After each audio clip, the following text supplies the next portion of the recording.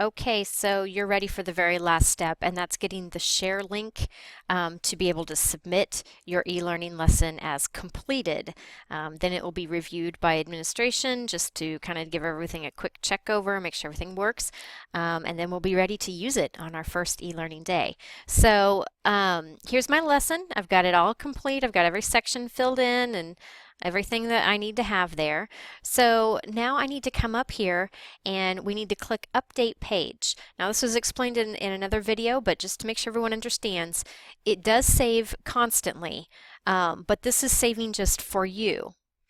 When you want to make your changes public and viewable by other people, you need to click this Update Page button. So we need to click that. And once we do, we get the link down here. We get also a thing of analytics and some information about how many people have visited the site. And we also have a flyer settings button now. I want to go there first. In flyer settings, you're probably going to want to uncheck a couple of things. These will all be checked to start with. You're going to want to uncheck this Show S'more's branding and toolbars. That will take their advertisement basically off of your lesson.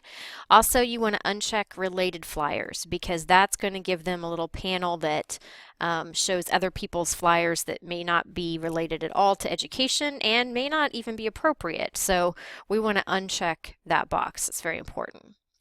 Also, you might need to check it over to private. This will not keep your kids from being able to get to it, but it will mean that it won't show up in a Google search, or if somebody is browsing through S'more's collection of flyers, they won't be able to find yours. That's really important if you have any copyrighted material in your lesson, or if you are sharing passwords in your lesson.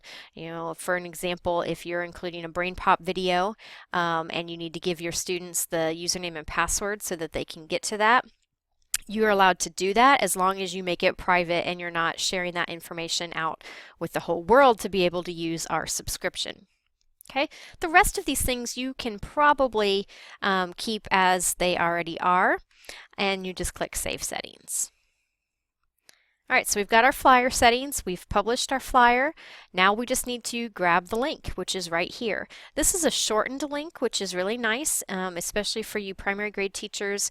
If you're needing to share your link with your students, with your parents on a paper, on a letter, you might need that shortened link. If you grab this link up here, it'll take them to the same place, it's just longer.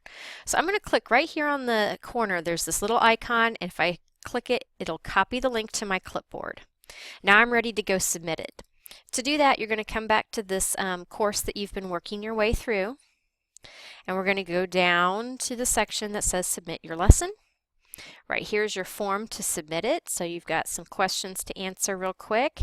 By the way, the information that goes into this form will all end up in a big spreadsheet that will be published on the school website so that parents and students can have a place to go and access any lesson that they need to get to.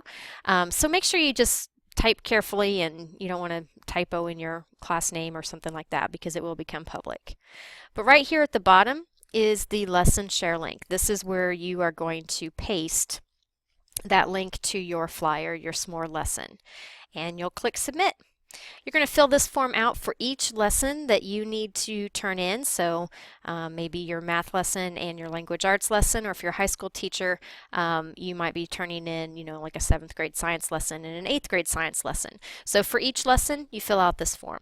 Return to your Google Classroom assignment that you've been given with a due date to build and submit your lesson. So once you've submitted all of them, come back here and open up this assignment. There's that submission form again. If you need that, you can get to it from here as well. But once you've submitted all those lessons, you're going to come back here and click Mark as Done. That's going to let myself and the administrators know that you have submitted all of your lessons. That's very helpful for us trying to organize this many teachers and this many lessons and make sure everything's ready to roll by the time that our window opens up. So please come back to the classroom space and click Mark as Done when you have submitted your final lesson. Don't hesitate to send me any questions. I know you'll have them.